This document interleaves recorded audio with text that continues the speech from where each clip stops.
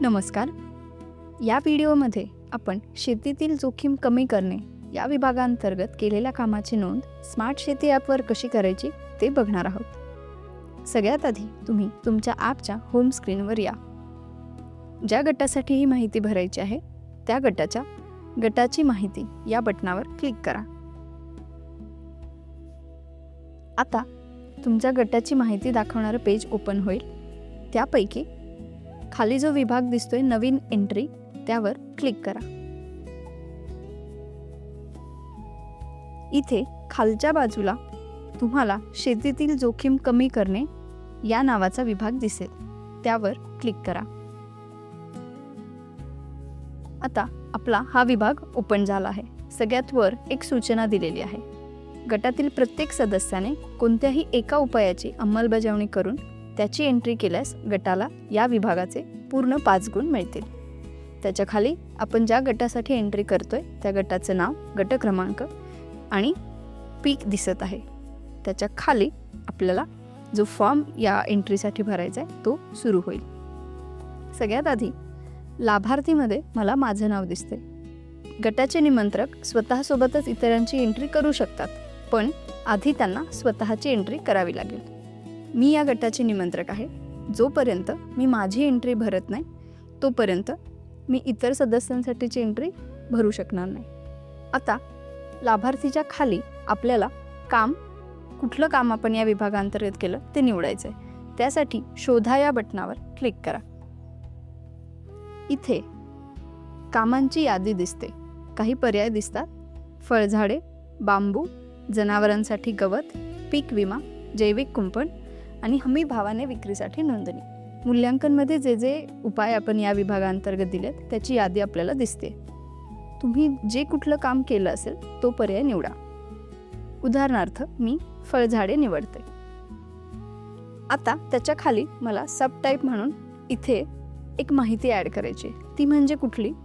तर जर माझं काम फळझाडे असेल तर मला कुठल्या फळांची मी झाडं लावली आहेत ते निवडावं लागेल.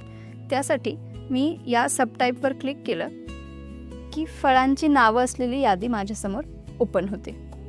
तुम्ही ज्या फळांची लागवड केली आहे ती नावं तुम्ही इथे निवडा.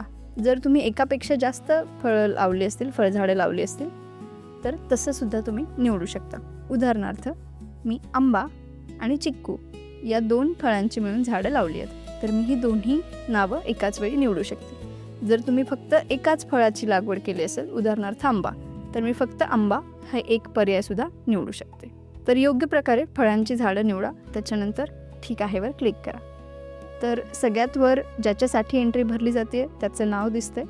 त्याच्या खाली कामाचा प्रकारमध्ये आपण फळझाडे निवडलं. त्याच्या खाली कुठल्या फळांची झाडं आपण लावतोय ती नावं आपल्याला दिसतात.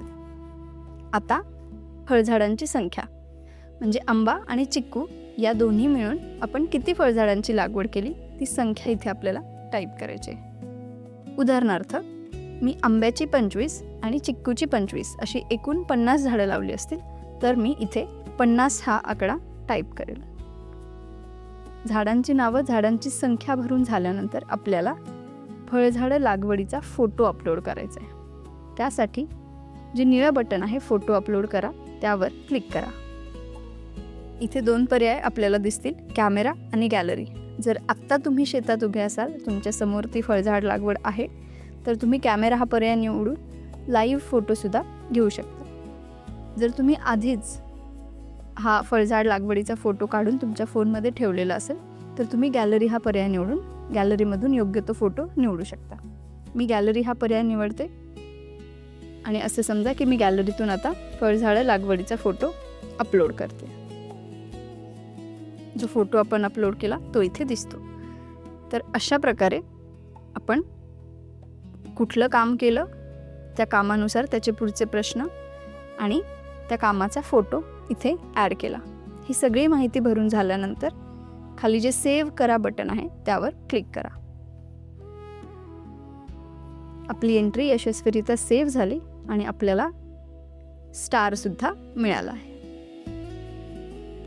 एंट्री सबमिट झाल्यानंतर मला अशा प्रकारची स्क्रीन दिसते. म्हणजेच बांधावर फळझाडे या विभागांतर्गत ज्या काही सगळ्या एंट्रीज होणार आहेत त्याची यादी दिसते. इथे आपल्याला आपल्या गटातील सगळ्या सदस्यांची नावं दिसतात आणि ज्यांनी ज्यांनी ह्या कामाची एंट्री केली आहे त्यांनी कुठलं काम केलं आहे हे सुद्धा दिसतं. खाली बघा, माझ्या नावाच्या खाली फळझाडे हा विभाग ॲड केलेला दिसतोय, कारण मी फळझाडे हे काम पूर्ण केलं आणि त्याची एंट्रीसुद्धा ॲपवर केली. गटाचे निमंत्रक आता गटातील इतर सदस्यांसाठी सुद्धा एंट्री करू शकतात. तर ज्या सदस्यासाठी एंट्री करायचे त्याच्या नावाखाली जे एडिट बटन आहे त्यावर क्लिक करा. पुन्हा एकदा आपला या एंट्रीचा फॉर्म ओपन होईल. इथे आता लाभार्थीमध्ये ज्या सदस्यासाठी निमंत्रक एंट्री करत असतील त्याचं नाव दिसेल. पुन्हा तीच प्रोसेस. सगळ्यात आधी आपण काम निवडायचे. आता तुम्ही जो पर्याय कामासाठी निवडणार आहात त्यानुसार पुढचे प्रश्न बदलतात. मी जर बांबू निवडलं तर बांबू रोपांची संख्या विचारली जाते. मी जर जनावरांसाठी गवत हा पर्याय निवडला तर मग मला आधी विचारलं जातं की गवताचा प्रकार कुठला.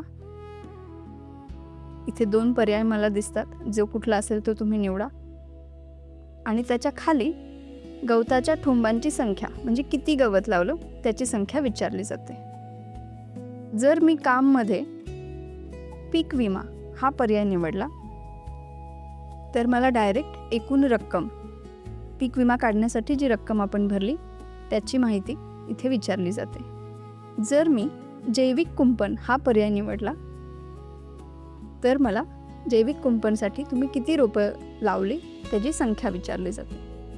शेवटचा पर्याय, जर मी हमीभावाने विक्रीसाठी नोंदणी हा पर्याय निवडला तर मला हमीभाव नोंदणीचा फक्त फोटो अपलोड करण्यासाठी सांगितलं जातं. सांगायचा मुद्दा असा की जे काम तुम्ही निवडणार आहात त्याच्यानुसार जे प्रश्न पुढे विचारले जातात ते बदलतात. कॉमन गोष्ट एकच आहे, ती म्हणजे कुठलंही काम आपण निवडलं तरी आपल्याला फोटो अपलोड करायचा आहे. जर फळबाग, गवत, बांबू यासारखी लागवड केली असेल तर तिथे आपल्याला लागवडीचा फोटो अपलोड करायचा आहे. जर पीक विमा, हमीभावाने विक्रीसाठी नोंदणी हे पर्याय असतील तर पावतीचा फोटो आपल्याला अपलोड करायचा आहे. मी इथे हमीभावाने विक्रीसाठी नोंदणी याच्यामध्ये फोटो अपलोड करते. फोटो अपलोड करण्यासाठी आपल्याकडे गॅलरी आणि कॅमेरा हा पर्याय आहे. योग्य तो पर्याय निवडून तुम्ही फोटो इथे अपलोड करा. ही सगळी माहिती भरून सेव्ह करा. आपल्याला पुन्हा एक स्टार मिळेल आणि आपण पुन्हा या यादीच्या पेजवर येऊ जिकडे आपण आता ज्या सदस्यासाठी एंट्री केली त्याच्या खाली त्याने कुठलं काम या विभागांतर्गत केलं आहे त्याचं नाव दिसतं. अशा प्रकारे गटाचे निमंत्रक स्वतःबरोबरच इतरांसाठी सुद्धा या एंट्रीज करू शकतात. जर तुम्ही सदस्य असाल तर तुम्ही फक्त स्वतःची एंट्री करू शकता, पण बाकी सदस्यांनी एंट्री केली आहे का नाही आणि जर केली असेल तर कुठल्या कामासाठी केली ते तुम्हाला इथे दिसत राहतं. अशा प्रकारे शेतीतील जोखीम कमी करणे या विभागाच्या आपण सर्व एंट्रीज करू शकतो.